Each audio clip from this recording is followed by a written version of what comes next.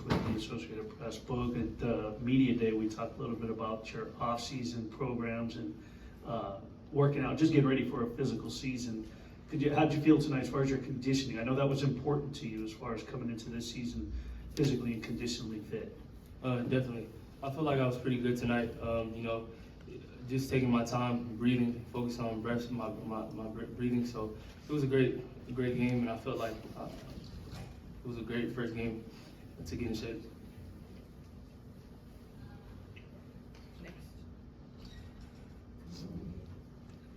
Garrett Hott, Daily Trojan. So in the first half, you guys gave up 16 offensive rebounds. Second half, you guys limited that to 7. What was the biggest adjustment for you guys, and how important was that for kind of taking control of the game? It was a big factor, especially the first half. They shot a lot of threes. They took 33 threes, and a lot of those rebounds were long. So we had to have our guards come back in and rebound the ball. And Boogie did a good job. He had 8 rebounds. Kobe had 8 rebounds. Isaiah had a big rebound over the back. So we have to have a team effort on the boards, especially if we're playing 4 guards with DJ at the 4. So I thought our guys did a much better job in the second half. Hey, Andy, is it sustainable for the front court, for the big men to only come up with 8 rebounds? Is that a sustainable?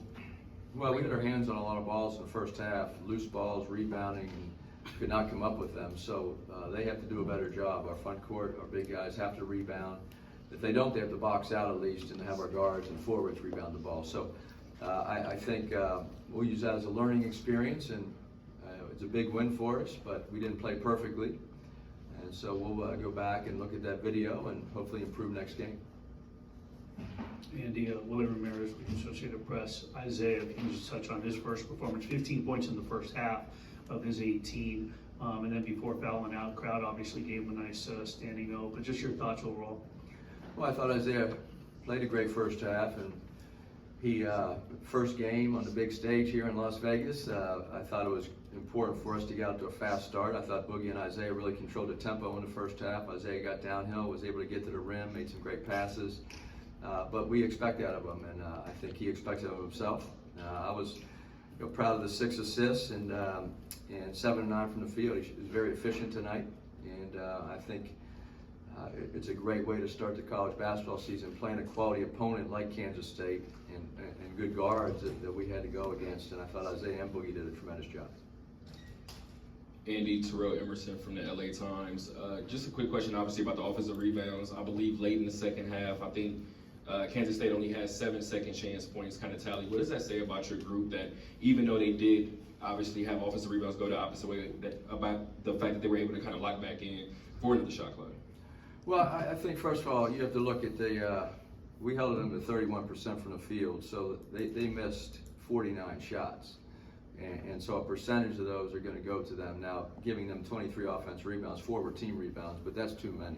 I thought in the second half we were more physical, we were more focused on it, and we have to improve. That's a weakness of ours, we know that, and we have to get better.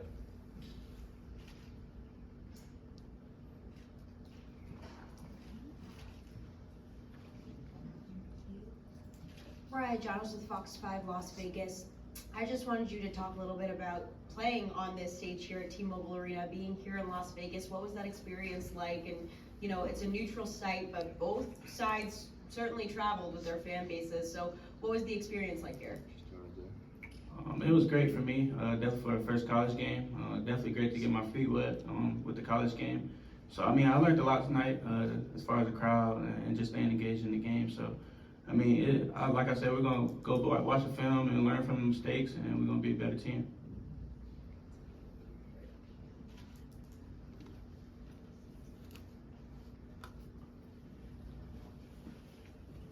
Sean Sparling with USCFootball.com.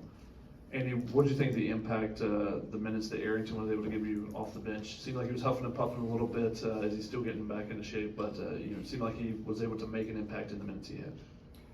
Yeah, he gave us great minutes tonight. He's not quite in shape. He had a mono and sickness in the preseason, so he missed over 3 weeks of preseason. So he's just catching up right now, but he's such a natural athlete. He's a very good basketball player. He has great hands, great feet, and he was trying to get in shape tonight, but huffing and puffing. But I thought the first half especially, he was terrific. Boogie, this group is split right down the middle in terms of underclassmen and upperclassmen. Down the stretch, obviously Kansas State cut it to 8, I believe, two separate times. Kind of, how much did your experience kind of play a role in your ability to stay poised down the stretch?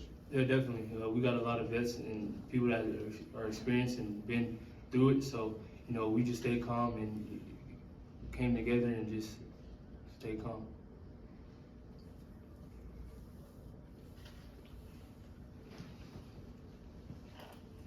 Isaiah, what's the biggest thing you take away from your first college game, and the biggest thing you want to learn from this game? I definitely made a lot of mistakes in this game, as far as turnovers and fouls as well. So just being smarter overall when I'm in trouble. So I mean, I just gotta be smart down the stretch for sure. Question for you, Coach. I know it's opening night, so you don't get a full picture of both teams. But what kind of are your impressions of Kansas State? What do you think they can be this season? Well, they had a terrific season last year. Coach Tang and the staff did an amazing job, and they'll be very good again. We knew it would be a challenging game for us. They're tough, they defend, and I thought our guys took the challenge defensively. We really contested almost every shot tonight. They hit a couple late threes, but they missed 25 threes, and I thought to hold them at 25% in the first half was a credit to our players. They were very prepared, they were very focused. So I think Kansas State is a very good basketball team. I think it's good for both teams to play in this environment, to play a game instead of playing a home game against a lesser opponent, to come here to Las Vegas and play a quality opponent for both of us. And so we wish them the best. We'll be rooting for them. I also want to shout out to the Pac-12 who went 4-0 today.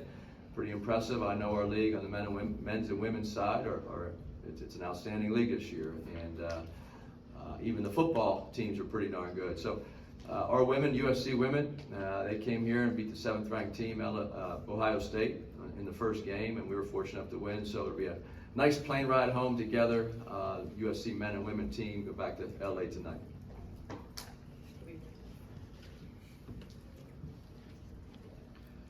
So Andy, I guess I'll bite the bullet. I remember media day, the protocol is leaving everything up to the family, but the pregame hype obviously was seeing Bronny out there. Savannah sitting courtside with Bryce, LeBron answering questions in Miami. Is it nice to maybe get the season started finally, alleviate the distractions? And how nice was it just to see him involved in the huddle and everything that's going on with the game? Well, Bronny is a terrific basketball player, but he's even a better person, and his family has been so supportive to have Savannah and his family here. That meant a lot to everybody. And we don't mind the distraction. I mean, we have a lot of talented players in this team. Bronny is not only a very good player, but he happens to be the son of Savannah and LeBron. So with that comes LeBron's one of the greatest players of all time. So we understand that, but it hasn't been a distraction to us at all. These guys handle it great. Bronny doesn't. If you watch him or know him throughout his high school career and now into college, all the limelight, he handles it so well. And he is so humble and just a terrific person to coach and be a teammate. And he's a great teammate. So we don't see it as a distraction. We're focused. We step on the court at practice every day. We play hard. We know what our goals are. Hopefully it'll carry over into games.